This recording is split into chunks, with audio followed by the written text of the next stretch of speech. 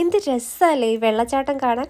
സംഭവം ആർട്ടിഫിഷ്യൽ ആണെങ്കിലും അതിൻ്റെ ഭംഗിയുണ്ട്, നമ്മളൊന്ന് നിന്നു പോവും.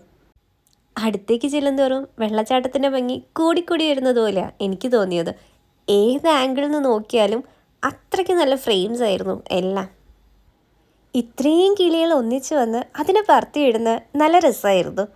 ഇനി നമുക്ക് കുറച്ചുകൂടെ ധൈര്യം ഉണ്ടെങ്കിൽ ആ മരത്തിലിരിക്കുന്ന ഇഗ്വാനേനെയും അതുപോലെ പാമ്പിനെയൊക്കെ അവർ നമ്മളെ കയ്യിൽ വെച്ച് തരും. ഒരുപാട് ഇനം പക്ഷികളും മൃഗങ്ങളും ഒക്കെ ഇവിടെ ഉണ്ട്. ഇതൊരു മിനി സൂ ആണ്.